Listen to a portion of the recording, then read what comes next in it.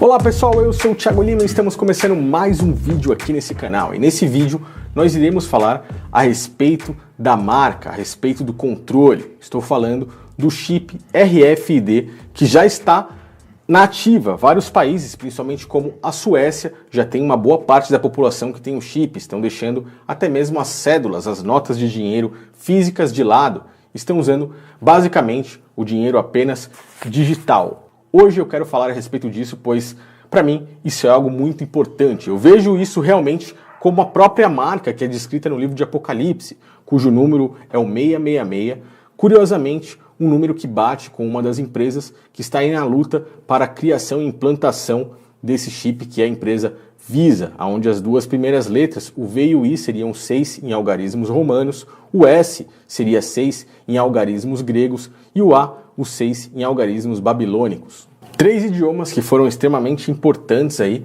ao longo da história da humanidade. E vê-se também nas escrituras que essa é uma marca de controle financeiro. Aquele que não tiver ela não poderá comprar e nem vender. E eu vou muito além disso, pois se você estudar toda a escritura, verá que ela bate com muitas coisas, como por exemplo, a descrição na segunda carta aos Tessalonicenses, onde diz que o próprio anticristo, o próprio antimessias, aquele cara que terá o total controle, pode ser o único líder quando essa nova ordem mundial for implantada, o líder supremo, o qual muitos países, o qual a própria denominação católica já está lutando para que se coloque em um único líder global para a política e a religião no mundo.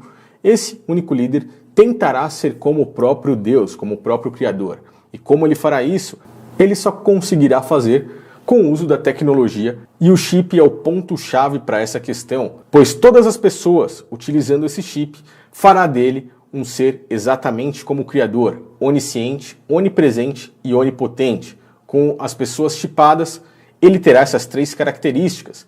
Pelo uso da tecnologia, ele conseguirá saber onde todas as pessoas estão, ele estará praticamente em todos os lugares, saberá aonde cada um vai ou deixa de ir, saberá qual a rota que cada um fez diariamente, saberá quanto você ganha, quanto você gasta, saberá com quem você fala, com quem você conversa, ele saberá basicamente tudo sobre a vida de todas as pessoas.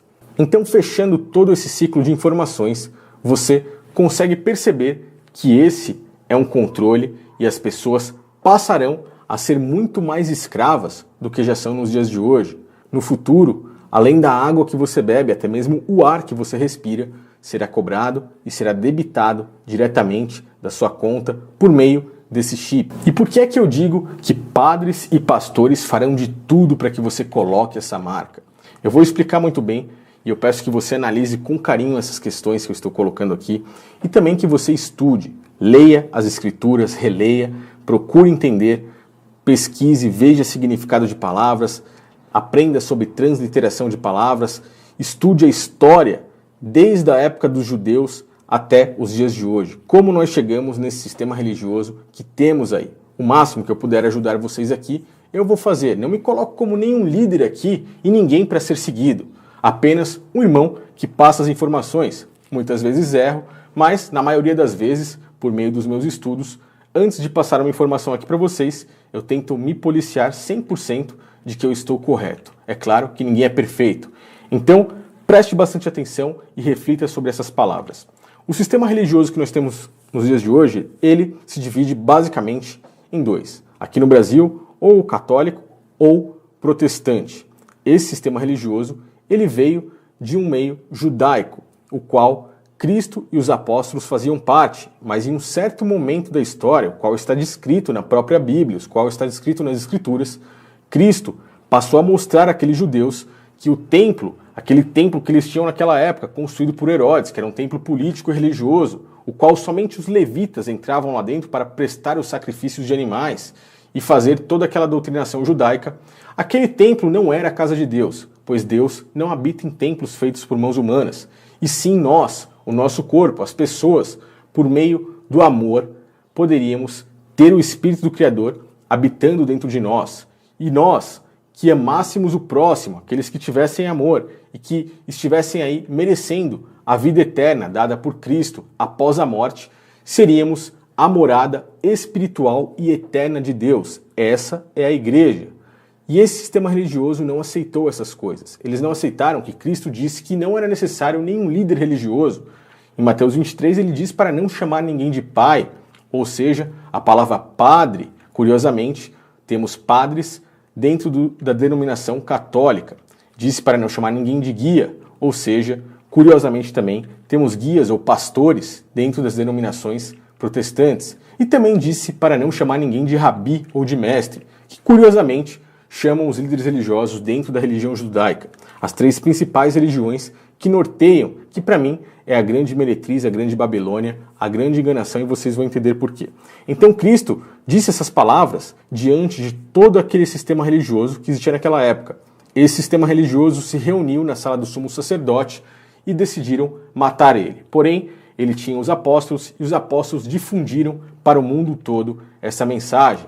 Em um único dia, eles conseguiram fazer com que 5.000 pessoas que praticavam a doutrina judaica na frente daquele templo de pedra aceitassem o próprio Messias, aceitassem essas doutrinas e largassem aquelas doutrinas religiosas, doutrinas que tinham o templo de pedra, praticavam sacrifícios de animais e tinham o costume de dar dízimos para os líderes religiosos, que no caso os sacerdotes eram os levitas. Eles pararam com essas práticas e passaram a seguir a um único mandamento, que é o mandamento do amor. E de lá para cá, esse sistema templocentrista, o sistema dos construtores, passaram a fazer de tudo para camuflar, esconder e apagar os ensinamentos de Cristo, os ensinamentos do amor. Então, eles distorceram de forma gigantesca todos esses ensinamentos. O catolicismo romano fez o favor de unificar todas as religiões que existiam ali em Roma, naquela região, em uma única religião, uma religião que seria universal. Pegou o paganismo de várias religiões, misturou com as coisas de Cristo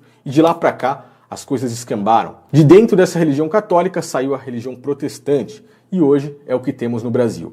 Essas duas religiões, elas têm como base de sustento dois tipos de entrada de dinheiro, ou dízimos ou ofertas, que elas amparam isso dentro da Bíblia. E esse é o erro principal deles, pois não há amparo na Bíblia para se construir um templo de pedra e para receber dízimos e ofertas. Se você pegar o livro de Malaquias e entender o que está falando, que o dízimo era alimento, que era para os sacerdotes daquela época dos judeus, que quando Cristo veio ele falou isso, isso e isso. Se você pegar todas as passagens que levam ao que é verdadeiramente dízimos ou ofertas, dízimo nunca foi dinheiro, dízimo só poderia, de acordo com o livro de Hebreus, receber dízimos quem fosse da tribo dos levitas e poderia somente pagar os dízimos em alimentos aqueles que fossem das outras 11 tribos. Se você não faz parte dessas tribos, então você não pode usufruir com dízimos.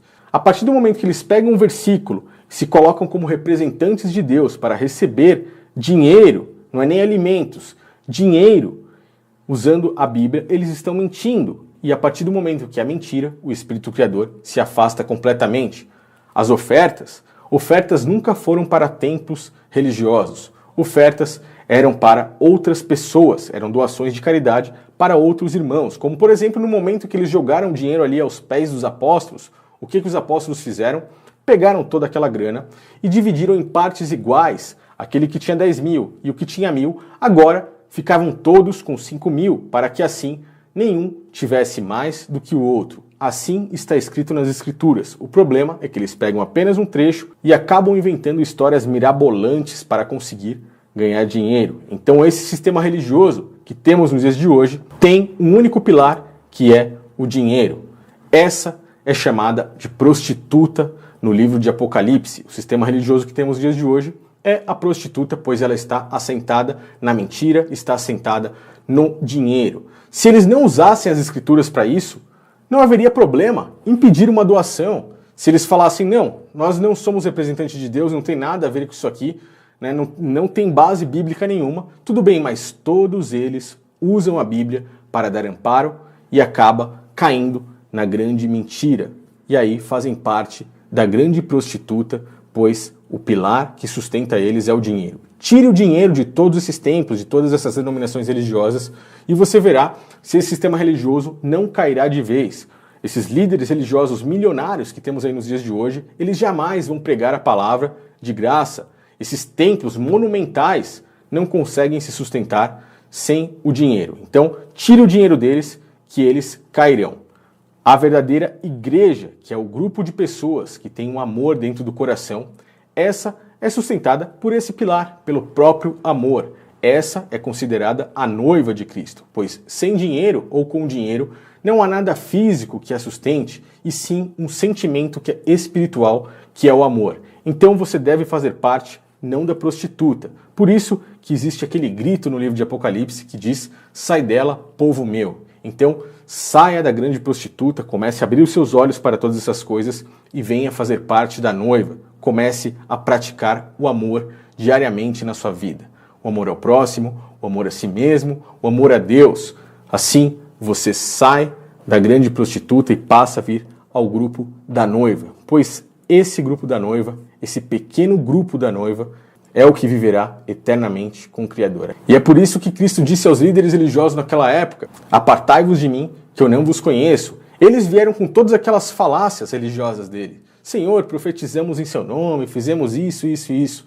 E ele dirá: apartai-vos de mim, pois eu senti fome, eu senti frio, eu senti sede, e você não resolveu os meus problemas. Seria mais ou menos isso. Então eu fiz uma resolução básica para que vocês entendessem a grande prostituta e a noiva.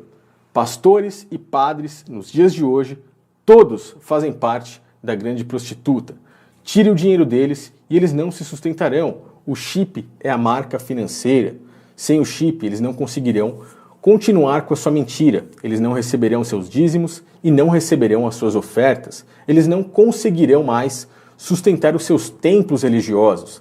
Assim, todas essas denominações acabarão no momento em que o chip se concretizar. Se eles assumirem que o chip é realmente a marca, assim como está escrito, pois a numerologia bate, pois a própria escritura mostra que é uma marca financeira, se eles aceitarem que o chip é a marca, então eles podem se preparar para não ter mais uma denominação religiosa. E assim, como é que seria o contato deles com Deus? Pois eles não aceitam, eles nos chamam de desigrejados, sem nem mesmo saber aí o que é realmente a verdadeira igreja de Cristo.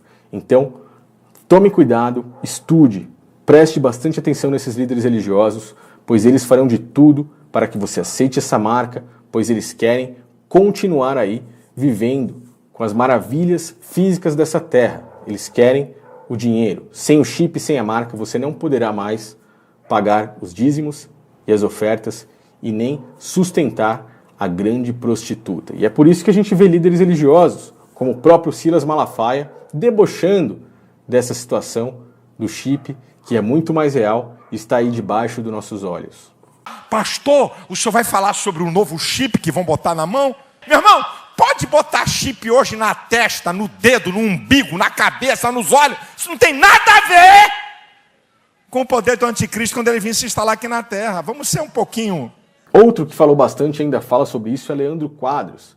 Leandro Quadros já disse várias vezes, já postou várias vezes em seu canal no YouTube, que é louco para que o chip chegue, para que ele resolva os problemas da vida dele. Desfecho final do conflito entre Cristo e Satanás não se dará em torno de microchip.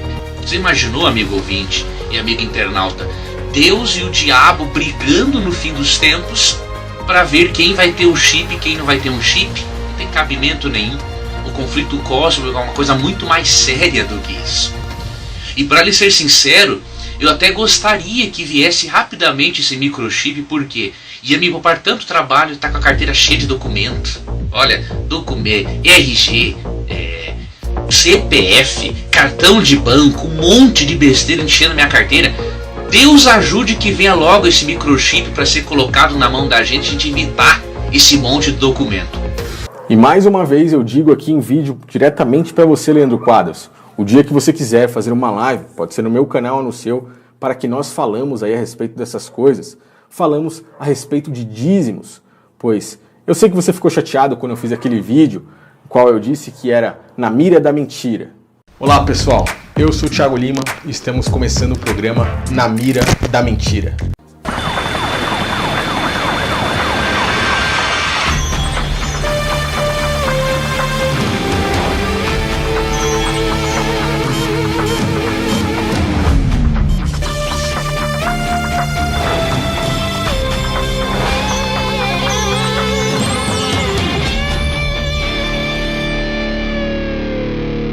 onde eu falei justamente sobre dízimo, mostrando biblicamente as coisas, falando sobre o livro de Malaquias. Eu vi que você não gostou nada disso. Um canal no YouTube alegou que eu sou um mentiroso por eu ensinar que o princípio de adoração do dízimo ainda é válido. Isso é mentira. E como eu havia parado de gravar os vídeos na época, acabou que esse nosso contato aí ficou pelo ar. Mas agora, como estou de volta, eu mantenho aí o meu convite. Se quiser fazer um dia uma live para que a gente possa falar de dízimos e ofertas, eu estou aberto. A gente pode falar sobre toda essa doutrinação do dízimo, é claro, à luz das Escrituras, à luz da Bíblia. Assim, as pessoas que assistem nossos canais podem ficar sem nenhuma dúvida. Ok? Então esse é o meu recado final. Eu peço que você não fique chateado com a brincadeira aí do Na Mira na Mentira. O que importa é que nós passamos aí uma mensagem verdadeira a todas as pessoas. E fica aqui o meu convite. Pessoal, me ajudem aí no compartilhamento desse vídeo. Se você for novo, inscreva-se aqui no canal. E não esqueça de me seguir nas redes sociais. Eu espero que tenha dado para entender. Qualquer dúvida, mande aí nos comentários. Valeu e um grande abraço a todos.